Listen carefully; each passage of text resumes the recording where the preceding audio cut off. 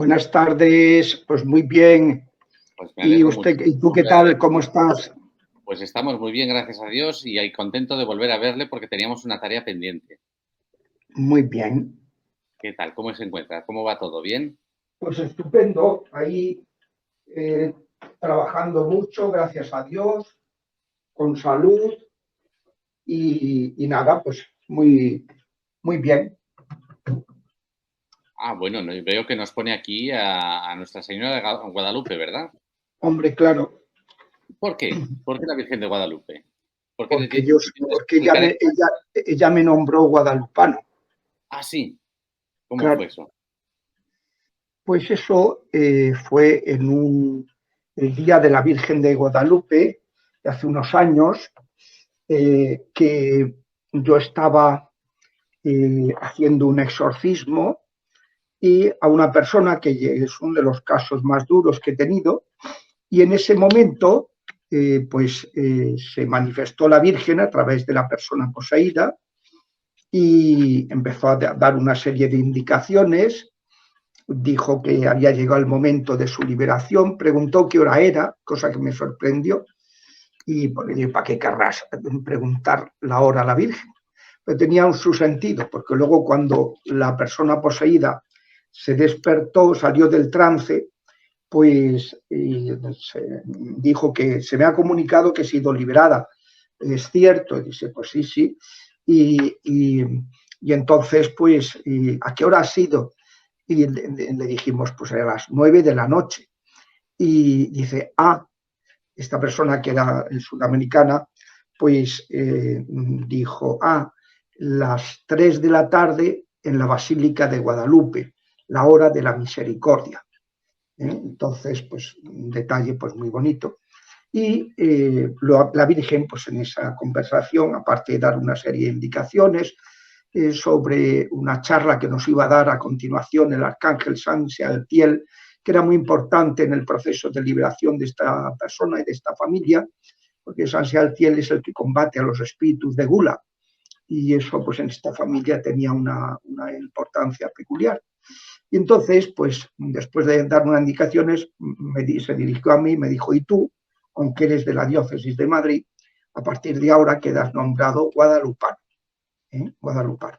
Y entonces, pues eso, yo siempre he tenido mucha devoción y ese relato pues siempre me ha conmovido de la Virgen de Guadalupe y, y entonces pues eso, desde entonces cuando fui a México lo primero que hice lógicamente fue ir a visitarla, ¿no? A la basílica antes de dar las conferencias que tenía que dar, pues le dije a la persona que había venido al aeropuerto a recogerme, pues que dice, vamos a almorzar, que es muy tarde, padre, aquí en México.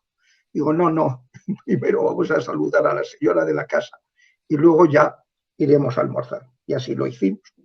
Y nada, muy bien. O sea, que Muy esa es bien. la razón por la cual yo soy guadalupano. Pues yo le voy a contar que una vez estando por México pasé unos 20 días dando vueltas por ahí como, como que no había otra cosa que más que hacer. Y me encontré con un aldeano por Valle de Bravo que me dijo, con ese acento tan musical que tienen ellos, oiga, y dígame, ¿ustedes tienen allá en España Virgen de Guadalupe? Y digo, pues sí, sí, creo que sí que hay una Virgen de Guadalupe que se venera. Y dice, menos mal, porque es la única verdadera. Qué gracia. Pues sí, Muy sí, mal. la Virgen de Guadalupe originaria no es la de México, es la de aquí. Sí, es Que por Granada. no, está en Cáceres o Badajoz, no sé exactamente si es Cáceres, creo que es Cáceres. Y entonces ha sido un centro universitario de medicina histórico importantísimo en el siglo XVI. Allí va pues con frecuencia el emperador. Allí se concedió, por ejemplo, en Guadalupe el primer permiso, concedió la sede romana para que se hiciera una autopsia. Estaba prohibido pues, utilizar los cadáveres para ese fin. Y entonces, por primera vez, y se hizo la primera autopsia en Guadalupe. Guadalupe es un sitio muy importante y muy importante para la evangelización de América, porque de allí partieron muchos de los y se reunieron antes de ir a evangelizar los evangelizadores. Y cuando la Virgen se aparece en el Tepeyac, a la hora de ponerle una invocación, como estos tenían una gran devoción a Guadalupe, a la Virgen de Guadalupe, pues la denominaron, en lugar de denominarla la Virgen del Tepeyac, pues la denominaron Virgen de Guadalupe, pero que en honor, haciendo honor a la Virgen de Guadalupe de acá de Cáceres, del santuario. Tiene un santuario precioso. Si no lo has visto, pues vale la pena visitarlo. Tienen ahora se ocupan los capuchinos de la hospedería, que es un auténtico palacio, es una maravilla las habitaciones. Y luego el monasterio es tremendo, es una cosa maravillosa. O sea, desde el punto de vista artístico vale la pena, también desde el punto de vista histórico y, por supuesto, desde el punto de vista religioso. Pues me alegro de poder haber introducido así la entrevista con la Virgen de Guadalupe y con todas estas historias que siempre alimentan la conciencia, alimentan el alma. Quería continuar como dejamos la última entrevista sobre el libro de las 6 puertas del enemigo, sobre cómo se adentra el mal en nosotros, por esta realidad que no es negable, ¿no? Y me gustaría continuar un poco y hasta cuando quiera y como quiera, con el ritmo que quiera. Aquí le vamos a dejar total libertad. Pero sí que he estado revisando un poco el índice y el libro, un poco resumido, y he visto que habla mal, entre comillas, como parte de uno de los peligros del ser humano es el racionalismo. Pero todos entendemos que el racionalismo, por lo que es el uso de la razón, es algo positivo. Muy positivo. Es más, San Juan Pablo II sacó una encíclica, Fe y Razón, explicando que la fe y la razón, la confianza en Dios y el ejercicio de las facultades que Dios nos ha dado son las 2 armas, las 2 muletas con que cuenta el ser humano para elevarse a lo divino, ¿no? Una cosa es la racionalidad. Yo me considero muy racional, además me he dedicado a la filosofía prácticamente toda mi vida y desde luego profesionalmente, después de acabar la carrera de filosofía pura, pues estuve 6 años ejerciendo como profesor, ¿no?, de antropología. Entonces, la racionalidad es algo muy positivo, muy bueno.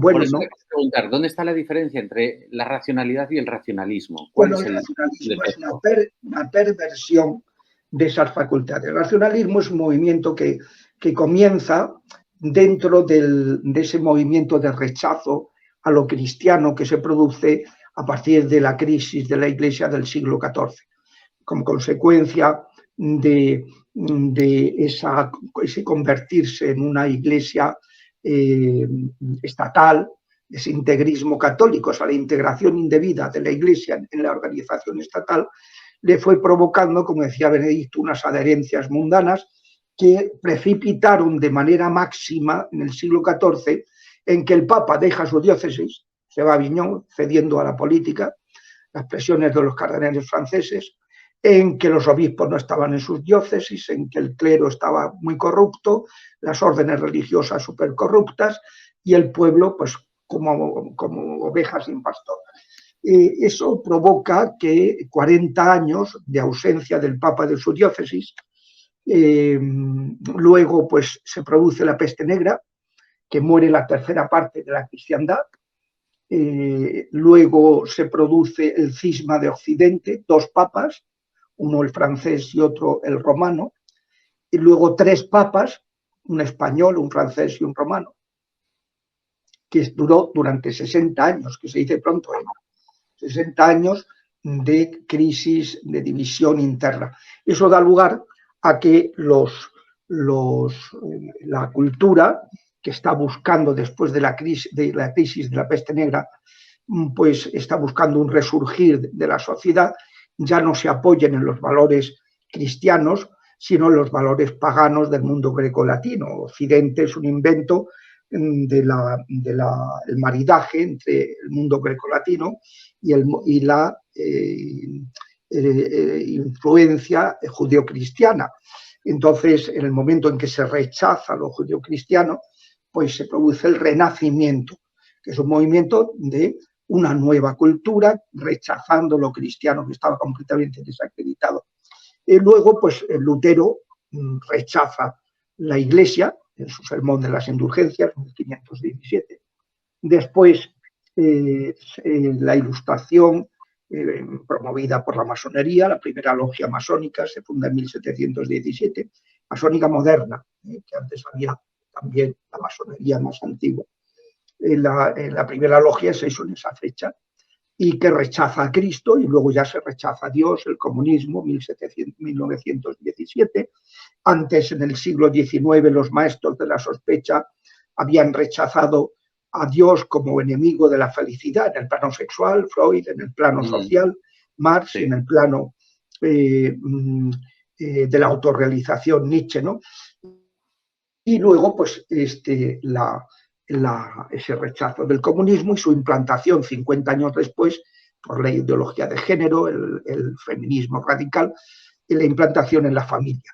Y acabando ya pues en el rechazo del hombre, que es lo que estamos ahora, el rechazo de la dignidad humana, el transhumanismo y todas estas historias que son tremendas y que pues es un proceso de progresivo rechazo de todo lo cristiano. Entonces, dentro de ese proceso está el racionalismo. Descartes se le considera como el iniciador del racionalismo, que se trata de cuestionarlo todo, no aceptar ningún presupuesto de la cultura cristiana y quedarse en el pienso luego existo como método pues, de discernimiento de qué cosas se pueden aceptar. Entonces, someter todo a la razón. Claro, el ser humano es un ser que tiene una dimensión biológica, una dimensión psíquica, que es tanto mental, la razón, como emocional, los sentimientos, y una dimensión espiritual. Si tú niegas la dimensión espiritual, como empezó a hacer Descartes, y luego ya lo consumaron Hume, el empirismo, que es la versión empirista del racionalismo, lo que no se pueda experimentar con los sentidos, con aparatos, tal, no existe. Y la versión sociológica, jurídico-sociológica del racionalismo, que es Comte, el positivismo. Entonces, que es algo muy similar, ¿no? Entonces, ese movimiento de rechazo y de sometimiento a la razón, en que la razón es la última instancia, de la instancia superior del ser humano, cosa que es una necedad, porque decir que lo más importante del ser humano es la razón. Bueno, entonces, según eso, pues cuánta gente que es muy lista intelectualmente y es un desastre para la vida, es un mal padre, un mal esposo, un mal compañero. O sea, no, mire usted, la razón no es lo más importante, es una de las facetas de la persona. Está además en el plano psíquico, no está en el plano espiritual, la razón no es espiritual. Pero claro, es que la cultura occidental tenía una carencia, y es que había fundado la existencia del espíritu. Se decía, el ser humano es un ser espiritual porque es un animal racional. Eso es falso. Somos animales racionales, pero eso no funda la espiritualidad.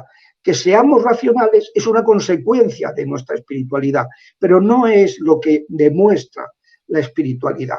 Los animales también tienen un discurso intelectual, es un discurso, tienen una mente, pero una percepción de la utilidad de las cosas. Lo que pasa es que los animales, como están totalmente dominados por el instinto de conservación, solo se preocupan de lo que les interese a ellos, de la utilidad para que salga adelante su especie, ¿no? Y el individuo, la conservación del individuo. En cambio, el ser humano, por el hecho de ser espiritual y no estar dominado por el cuerpo, pues es capaz de tener una racionalidad, o sea, una inteligencia psíquica más amplia, que es la universal, y da lugar a la ciencia. Igual que es capaz de tener intereses no utilitarios, como es el arte. La belleza no es un interés utilitario. Sin embargo, nosotros necesitamos acompañar de belleza todas nuestras funciones primarias, la alimentación, la casa, la vivienda, la sexualidad, todo tiene que estar acompañado de esa dimensión estética, ¿no? Que decía Dostoyevsky que la belleza salvará el mundo, porque una persona a lo mejor se echa a perder en el plano espiritual, se echa a perder en el plano mental, se echa a perder en el plano de los sentimientos, deja de ser una buena persona, y dice, pero si sigue teniendo una sensibilidad estética bien centrada, bien amueblada, todavía es salvable. Cuando ya se estraga la sensibilidad estética, entonces ya la persona no tiene remedio. Ya es muy insalvable, ¿no? Salvo un milagro, claro está, ¿no? Pero eso es lo que decía Dostoyevsky, ¿no? Entonces, bueno, pues ese racionalismo, someterlo da lugar, por ejemplo, en todo el movimiento de la psicología del siglo XIX, la psicología experimental moderna, que desbanca la psicología anterior, la psicología filosófica, y deja de tenerla en cuenta.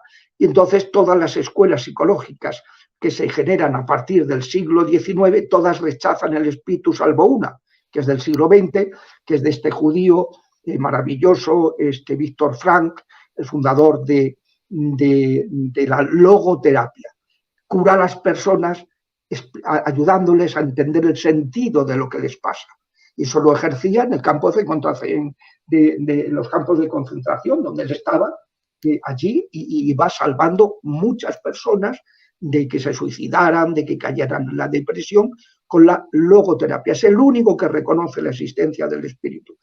Pero los demás, pues no. Y tenemos a los de la Gestalt, tenemos de la psicología sistémica, la psicología conductual, la psicología humanista, la psicología psicoanalítica, todas niegan el espíritu por ese vicio racionalista. Eso se traslada también al ámbito de la Iglesia y da lugar a una exégesis bíblica. Exégesis significa interpretación, estudio de la Biblia.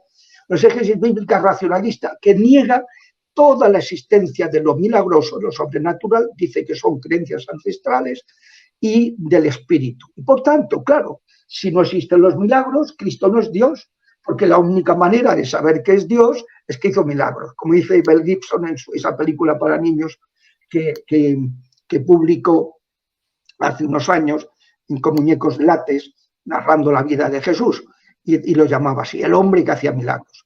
Pues si Cristo no ha hecho milagros, pues Cristo no es Dios. Y si Cristo no es Dios, yo me puedo fumar un puro con su moral. La moral evangélica está muy bien para su época, pero para la nuestra no. Hay que adaptar la moral evangélica a cada época, porque Cristo no es Dios, que esto es lo que están diciendo estos obispos alemanes del camino sinodal, y que ahora se quiere hacer algo parecido en el sínodo de la sinodalidad. Basta pensar con que el cardenal Hollerich, el jesuita, arzobispo de Luxemburgo, que ha sido nombrado relator del sínodo, y va diciendo pues, que hay que modernizar la moral sexual de la Iglesia porque estamos muy anticuados, hay que adaptarla a los tiempos. Hoy día pues no podemos seguir con los esquemas de los tiempos de Jesucristo. ¿Por qué? Porque Cristo no es Dios. Y por eso Benedicto, para seguir al paso a esa consecuencia del racionalismo exegético, publicó Jesús de Nazaret. Y en el prólogo dice, ustedes me preguntarán, ¿qué hace un papa con tanto trabajo, ya tan mayor, metiéndose a publicar un libro sobre Jesús de Nazaret en 3 volúmenes? Primero publicó la vida pública, después publicó la pasión y resurrección y después publicó la vida oculta. Ahora están en un solo volumen. Pues dice, ¿por qué he hecho eso? Dice, porque el gran problema de la crisis religiosa del siglo XX es la negación de la divinidad de Jesucristo a causa de esa exégesis bíblica de un grupo de protestantes, de unos judíos y de unos católicos, entre comillas, Sonnenberg, algunos así, ¿no?, que niegan la divinidad de Jesucristo, niegan la existencia de los milagros. Ese es el racionalismo que hay que criticar, porque el ser humano tiene una dimensión espiritual también, y esa dimensión espiritual está por encima. Claro, eso ha tenido muchas consecuencias. Por ejemplo, las causas de nulidad. Pues hay muchos tribunales eclesiásticos que lo que diga el perito psicólogo es palabra de Dios. Pues no, señor, el que tiene que juzgar si el matrimonio es nulo o no es el juez, la terna de jueces, no el psicólogo que aporte su opinión y ya está, pero no es el gurú divino que va a dar la última palabra. No, Por ejemplo, en el ministerio exorcístico que yo he ejercido entre el año 95 y 2015, pues en muchos ministerios de liberación por todo el mundo, de diócesis, la última palabra la tiene el psicólogo o el psiquiatra. Resulta que viene una persona que ya pasó por todos los psicólogos, todos los psiquiatras del mundo y que le va a pedir ayuda a la iglesia y lo mandan al psiquiatra y le traiga usted, pero que el psiquiatra se meta en sus cosas de psiquiatría y el sacerdote que discierna en el plano espiritual. Yo tengo que saber discernir con independencia de que esta persona tenga una enfermedad. A mí me da igual que esté esquizofrénico. Si esa persona además conoce cosas ocultas, tiene un rechazo a lo religioso monumental, levita, agarra con una mano una mesa que pesa 200 kilos o lo que sea, pues eso me da igual que sea esquizofrénico. Tiene una enfermedad, pero además tiene una presencia de los demonios de la que hay que liberarlo. Porque además, como dice Francisco, uno de los errores principales que cometemos los curas es descartar que pueda haber una influencia espiritual maligna por el hecho de que haya una enfermedad psicológica. Y dice, porque es al revés, es que van unidas, es que de ordinario los demonios, que son muy perezosos, aprovechan la fragilidad psicológica de la persona para atacarla además espiritualmente y agravar su situación. Entonces, pues, pero claro, el racionalismo ha llevado a que en muchos ámbitos de la Iglesia la última instancia sea el psicólogo, es todo psicológico, todo psicológico. Entonces, pues claro, es una pena, ¿no? Yo conozco una diócesis donde el que coordina el ministerio exorcístico dice que todo es psicológico y no atienden a la gente, claro.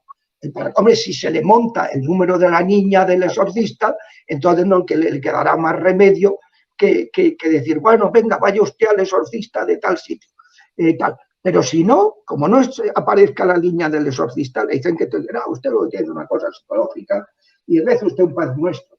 Claro, eso es una canallada, es una falta, un pecado grave contra la caridad pastoral, una falta de caridad pastoral grave, porque Cristo nos dijo que curáramos, que dad gratis lo que gratis hemos recibido, y tenemos la obligación de atender a las personas que sufren, atribuladas por los espíritus inmundos.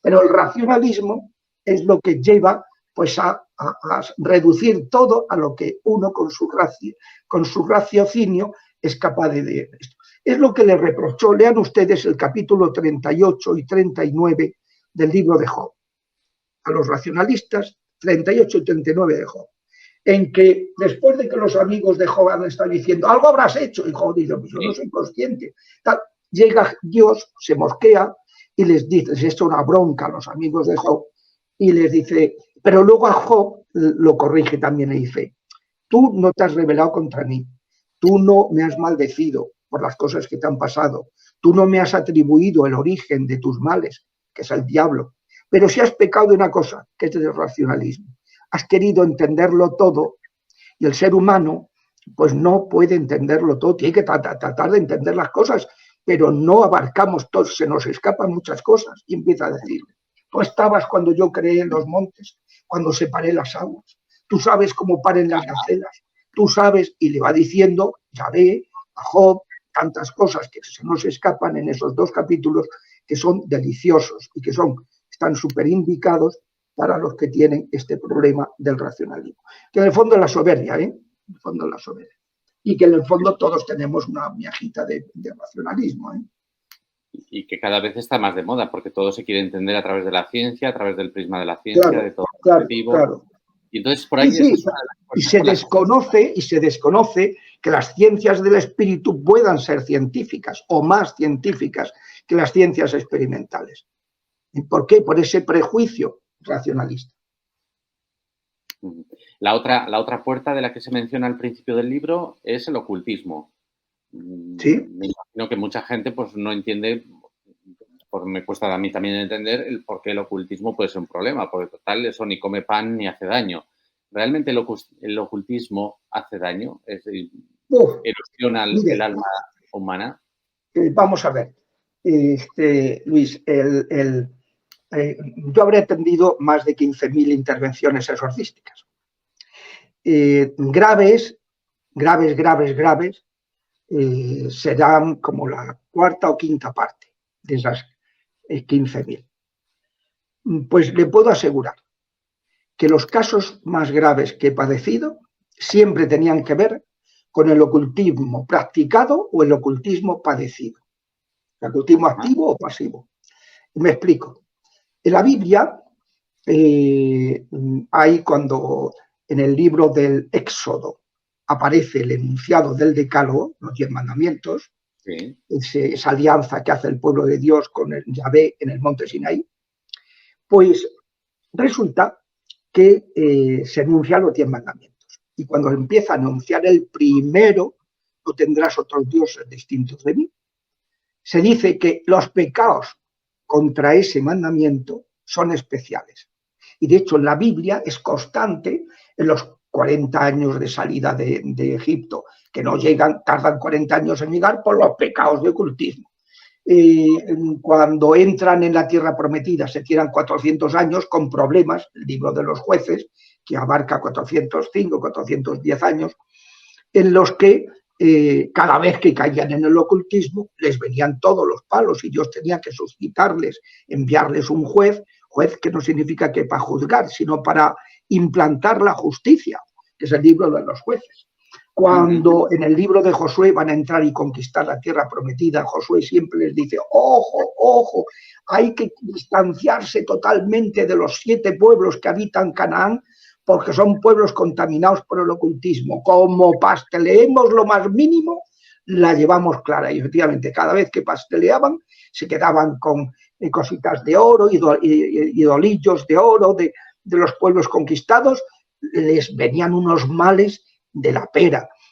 Luego, pues cuando el tiempo de la monarquía, desde que se nombra a Saúl, luego David, luego Salomón, luego tal, el ocultismo lo que lo echa a perder. Fíjese, un caso muy emblemático, Salomón. Sí. Salomón es un tipo que empieza fabulosamente bien. Esto lo explica muy bien Benedicto XVI. Empieza muy bien, pidiendo sabiduría para regir al pueblo.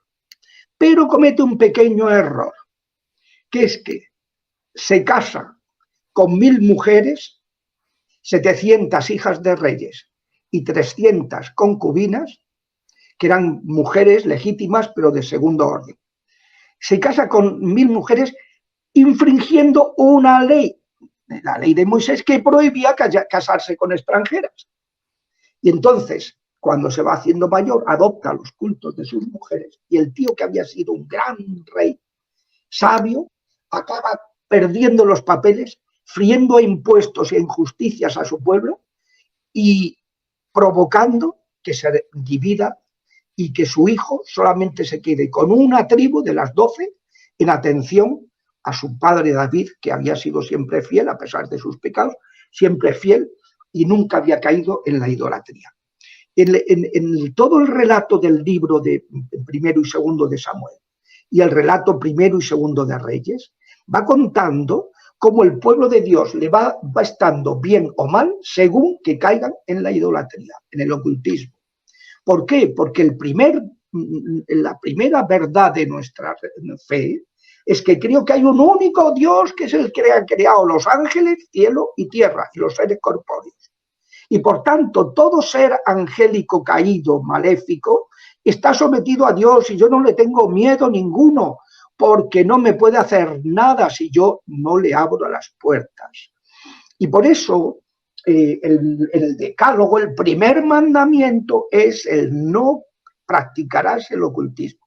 Mire, en el libro de las 6 puertas se dice que la primera puerta es el pecado grave y la segunda se habla que es el ocultismo. Pero el ocultismo es, de todos los pecados, el más grave. El más grave, porque es dar culto a los demonios. Ese culto se hace explícitamente o implícitamente, haciendo actos que solo funcionan si interviene un demonio. Por ejemplo, yo voy al tarotista, el tío que está echando las cartas.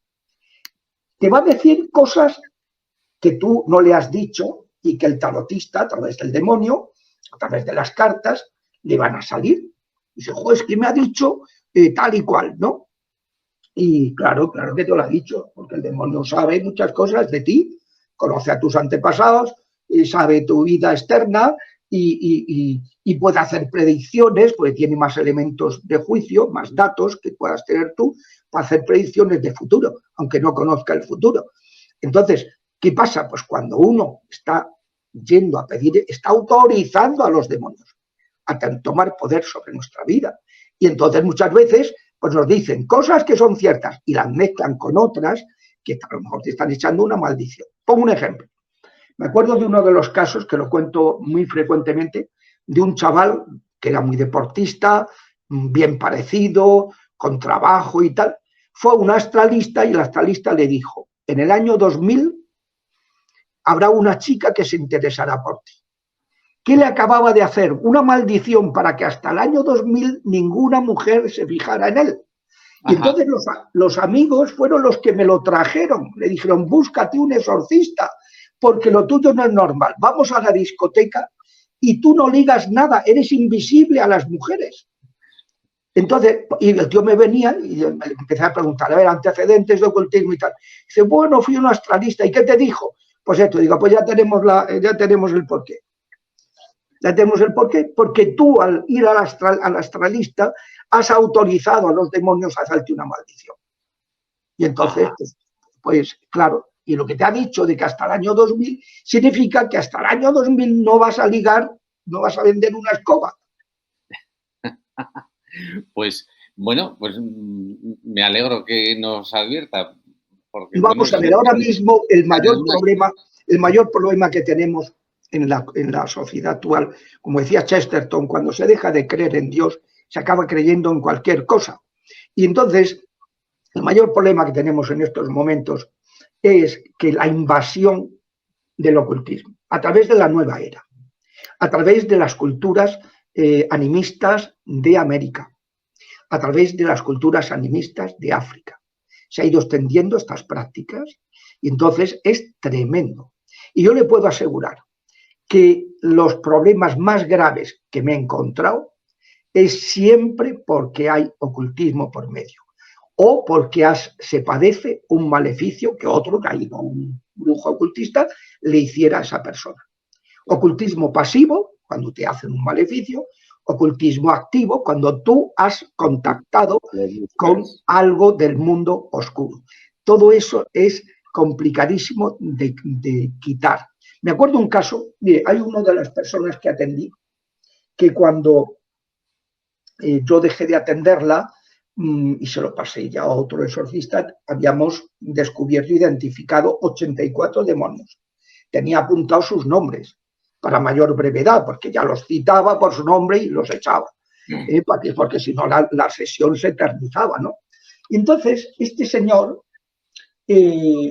pues cuando le hice la historia clínica, bueno, pues me decía él y su familia que no, ellos no habían tenido contacto con el ocultismo. Entonces, un día me acompañó en la oración una persona carismática, que tiene carismas, y me dijo, padre, yo no me voy a meter, pero es muy raro que una persona con esta posesión tan grave, con tantísimos demonios, que no haya practicado ocultismo. Vamos a ponerlo en el espíritu. Y empezamos la oración. Y a los pocos minutos de empezar la oración, uno de los familiares se dirige a otro de los familiares y le dice, oye, tú nos llevaste a una curandera. Que no, que sí, que me acuerdo de estos datos. Mira, pum, pum, pum, pum, pum, pum. Empezó a salir, que se lo pedimos al espíritu, empezó a salir todo el bagaje. Entonces, yo no sabía, yo pensaba que esto era nada más que le habían hecho un maleficio, como efectivamente le habían hecho, pero que él pues no tenía ninguna responsabilidad, no tenía ninguna culpa. Y es que él era vulnerable a esos maleficios porque había hecho ocultismo. Mire, por ejemplo, hoy día, tantísimas familias que dejan que sus hijos participen en Halloween. Mucha gente me ha preguntado, ¿pero qué pasa? Porque vaya Halloween puede quedar poseído. Y digo, pues, hombre, no tiene por qué ser así, de ninguna manera. Pero puede pasar, como decía el padre Amor, que se había encontrado con casos. Pero lo que sí le puedo asegurar es que ha abierto una puerta. Y a lo mejor ese chico, dentro de 20 años, está saliendo con una chavala, se aburre de ella, la deja, la otra va a un brujo para vengarse, le hace un maleficio y lo destruye, porque tenía una puerta abierta. Ajá. O sea que el ¿No? mal, el mal o el perjuicio no tiene por qué ser inmediato, sino No, que la no, no, queda la puerta abierta y ya el diablo la aprovechará cuando le interese. Ajá, ajá. Hay una cosa que antes acaba de mencionar, el tema de la oración. Y en su libro habla de distintas oraciones, que por cierto las tiene usted colgadas por ahí por YouTube y se pueden acceder a ellas. Hay distintas oraciones y una que me sorprende es sobre la pobreza y la miseria. Realmente, No, pobreza y miseria no, ruina y miseria. eso, ruina y miseria. ¿Esto también abre una puerta al mal? Sí, ¿Por qué? claro. A ver, ¿Qué culpa más tiene la que, persona que está en ruina y en miseria? vamos a ¿Cómo ver, la va a tener ruina y eso? miseria no es una puerta al mal, sino es consecuencia, es Ah, un daño que podemos padecer como consecuencia de tener puertas abiertas. Mire, ah, hace poco, no hace mucho tiempo, me vino una mujer a confesarse. Lo puedo contar porque nadie lo va a poder identificar. Porque había ido a un brujo a pedirle que hiciera un trabajo de muerte contra una persona, a la que detestaba totalmente. vaya. Entonces el brujo le dijo, espérese señora, le estuvo haciendo sus averiguaciones, echando sus runas, sus caracolillas, sus cosas, y le dijo, señora, a esta persona no le puedo hacer ese trabajo. Yo le pago lo que sea. No es cuestión de dinero, es cuestión de que como yo le haga algo, esa persona está protegida. Como yo le haga algo, podemos morir usted y yo. ¿Y qué protección tenía? Ah, pues una persona que vive con Dios, que vive en la Vale, gracia del vale. Espíritu Santo y que no tiene puertas abiertas. No ha Ah, practicado el ocultismo, no está viviendo en el rencor y el resentimiento, no tiene herencias de sus antepasados, ni tiene heridas afectivas a lo largo de su vida, que no va a decir que heridas graves, ¿no? Entonces es una persona pues que está muy protegida. La gracia de Dios lo protege y como alguien trate de atacarle, le revierte. A mí, por ejemplo, me llamó la atención un caso muy duro que tuve, que era una señora que su futura suegra y cuñada le hicieron un maleficio para matarla porque no querían que se casara con su hijo y hermano, respectivamente. Y entonces empezamos a rezar y al poco de empezar a rezar murió la hermana. Y cada vez que rezamos se personaba, aparecía en el exorcismo. Estaba enrabietada totalmente, ¿no? Y es que es muy peligroso, o sea que cuando una persona se mete en esos temas, pues puede causarle un daño muy grande, puede revertirle y hacerle un daño enorme. Por eso hay que andar, la gente no sabe con lo que juega. Y claro, pues y hay muchas maneras de actuar y en el tema del ocultismo, ¿no? Entonces, bueno, pues no sé, ¿qué me había preguntado? Que me parece que me he ido.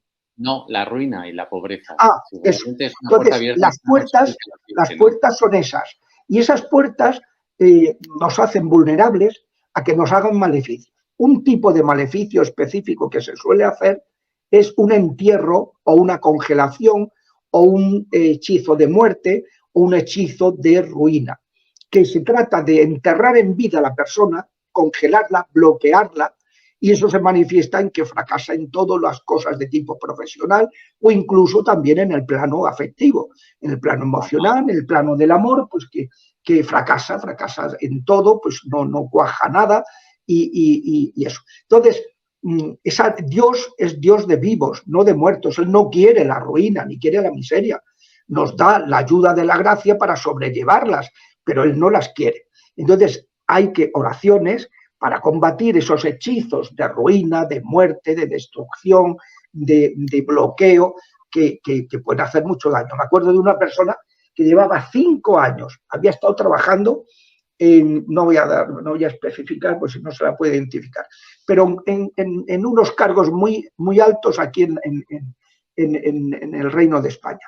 Y entonces llevaba 5 años sin encontrar trabajo, fracasaba en todos los intentos y era una persona pues muy agradable, era una persona con muchos idiomas, era una persona con una experiencia profesional impresionante, era una persona con un currículum espectacular. No le cuajaba nada. ¿Por qué? Porque resulta que hubo un ministro de un país donde hay muchísima brujería que vino a España y quiso liarse con ella le dio calabazas, le echó unos maleficios que la tuvieron muy fastidiada 5 años hasta que vino a que le rezara. Y era impresionante. Pero ¿cómo es posible que esta tía no encuentre trabajo? ¿Cómo es posible? Siempre fracasaba en el último momento. Se frustraba en el último momento. Pues claro, cuando una cosa no es normal, es que es paranormal. Y efectivamente, cuando empezamos a rezar, todo se despejó. ¿Es una herramienta rápida la de la oración en estos casos? Bueno, la oración, a ver, es una herramienta siempre eficaz, siempre Dios escucha nuestras oraciones, pero Dios es muy ordenado y muy justo.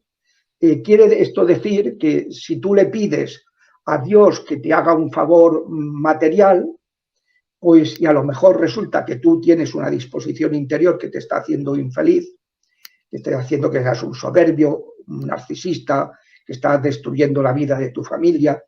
Dios primero va a tratar de ayudarte a corregirte antes de concederte la cosa material, porque hay una jerarquía de valores.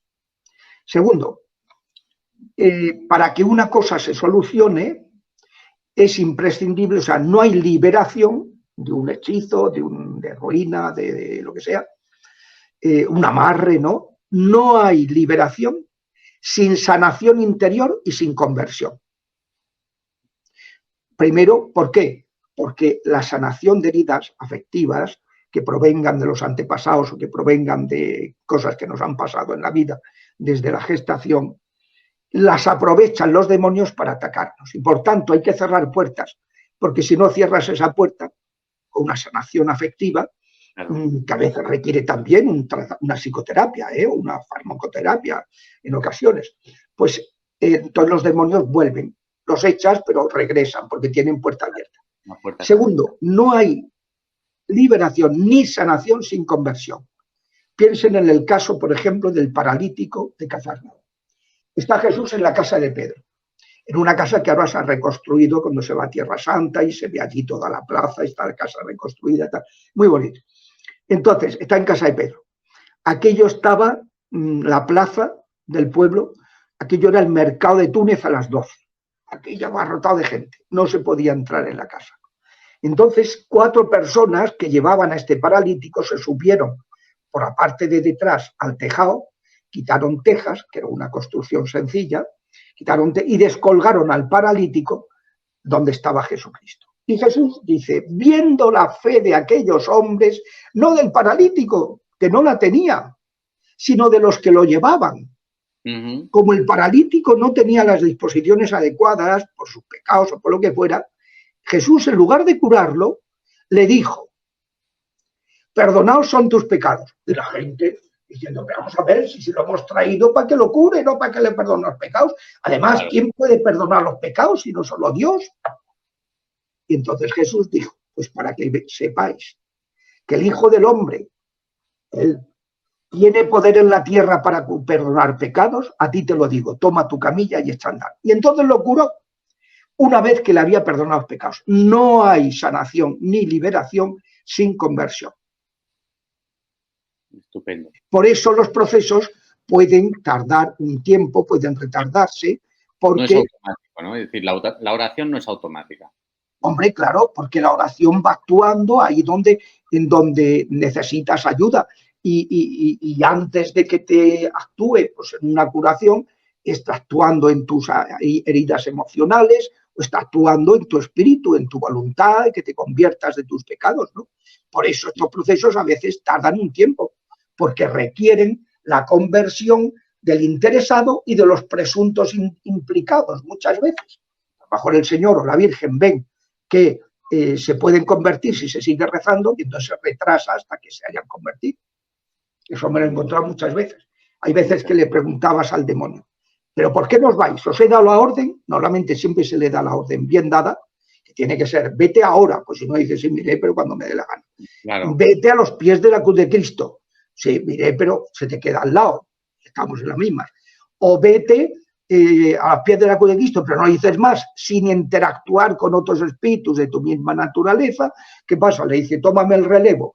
Y claro, entonces seguimos con el problema. Hay que dar la orden muy bien, porque ellos son maestros de la restricción mental. Ellos obedecen, no les queda otra, pero con restricción mental.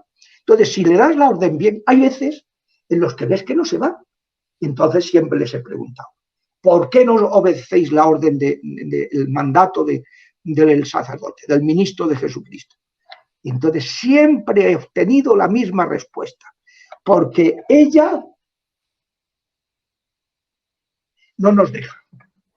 Y siempre que he obtenido esa respuesta es que hay gente que se está convirtiendo y hay que seguir rezando para que esas personas se conviertan y no se condenen. Y luego ya se sane el afectado. De alguna manera, entonces, esto es parte de un camino. Claro, es un proceso, es un proceso. Es un proceso de conversión, además precioso, muy bonito, que es un proceso espiritual, en donde presidido por la oración, por la confianza en Dios, en el que es una purificación. Muy bien. Pues ahora mismo solo me queda pedirle dos favores. El primero, que vuelva para terminar el libro y que podamos hacer así por capítulos. Y el segundo favor, si me permite, y con toda la libertad, de verdad, si me permite poner para terminar una de las oraciones. ¿Poner una de las oraciones qué quiere decir? En vídeo. Hay un vídeo suyo de una oración, de la oración sobre la liberación contra la ruina y la miseria. Y bueno, pues me gustaría, son 2 minutos 50 segundos. Estupendo, pues estupendo. Y me gustaría que me permitiese ponerla para terminar. Muy bien, sí, me parece estupendo. Pues muchísimas gracias, padre, y de verdad de corazón, y que me encantará volver a tenerle aquí para terminar el libro, aunque nos lleve una semana, pero poco a poco nos lo terminamos. Poquito a poco. Poquito a poquito. Pues muchísimas gracias, padre. Cuídense Nada, mucho. Que Dios los bendiga y los libere de todas las asechanzas del enemigo y sobre todo que nos haga crecer en la confianza en él, porque los demonios lo que tratan cuando nos atacan de manera cruel y despiadada es que nosotros desconfiemos de Dios. Si Dios es tan bueno y tan poderoso, ¿por qué permite que me pase esto? Pues si lo permite es para un bien mucho mayor. Y que se nos cierren las puertas. Eso es. Muy bien. Muchísimas gracias, padre. Cuídese mucho. Gracias, igualmente. Hasta pronto, hasta muy pronto. La segunda de las oraciones de protección que aparecen en el libro de las 6 puertas del enemigo. La oración de liberación contra ruina y miseria. Esta oración conviene realizarla cuando se detecta una concatenación de desgracias en la salud, en lo matrimonial, en el trabajo, en las relaciones humanas o en los propios bienes. Se toma el crucifijo y con él se traza la señal de la cruz sobre uno mismo al comienzo de cada apartado. Conviene rezarla a diario mientras perdure la situación. En el nombre de Jesús de Nazaret, y por su preciosísima sangre te ruego, Padre Celestial, que ates, ligues y encadenes ahora mismo el poder de toda potestad y principado maligno que Satanás me haya asignado para impedir que alcance mi potencial como hijo de Dios y recibir las bendiciones en mi ser integral y los bienes materiales que tú deseas para mí y los míos, junto con los dones del Espíritu Santo. Ordena que esos espíritus maléficos se retiren y queden sin poder alguno sobre mí, desde este momento, atados, ligados y encadenados. Señor Jesús, por el poder redentor de tu preciosísima sangre, ordena a Satanás quitar sus sucias manos de mis bienes, mis negocios, mi dinero, mis trabajos y estudios, de mi hogar, de mi familia y de mi vida. Y ordena también que todo espíritu maligno de enfermedad, ruina, pobreza, miseria, escasez y deuda queden desarraigados y destruidos. Jesús, expúlsalos y arrójalos lejos de mí al lugar que les corresponde y ordénales que nunca más regresen porque solo tú eres el dueño de mi vida y quien me cuidas y proteges. Padre Celestial, por la preciosa sangre derramada de tu Hijo Jesucristo, te ruego que envíes a tus santos ángeles para que definitivamente arrojen lejos de mí esas fuerzas malignas. Y te suplico que envíes tu Espíritu Santo para que, abriendo las ventanas del cielo, derrame ahora prosperidad y bendiciones sobre mí, mis tareas, trabajos, negocios y estudios y mi familia. Lo pido en el santo nombre de Jesús, acudiendo a la intercesión de la Virgen María Auxiliadora y de San José, de los santos arcángeles y ángeles y de todos los santos. Amén, amén, amén.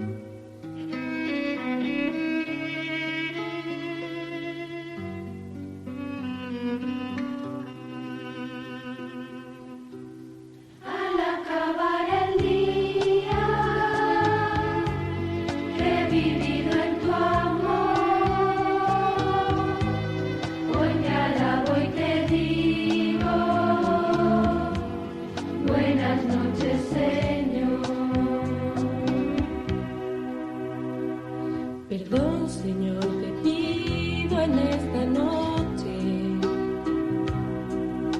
si en algo yo abusé de tu bondad, si no he cumplido todos mis deberes,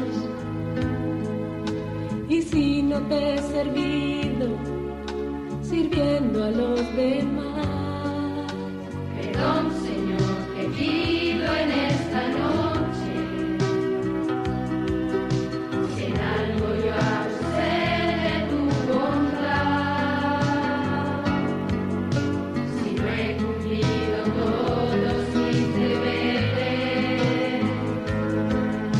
y si no te he servido, sirviendo a los demás.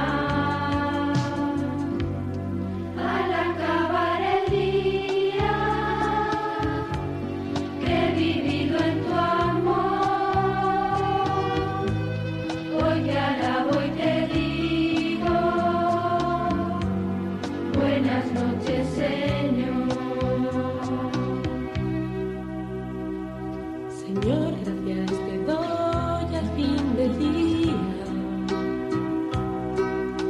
Yo sé que eres ternura y eres luz. En tus manos me pongo en esta noche, sabiendo que me velas y que me cuidas tú. Señor,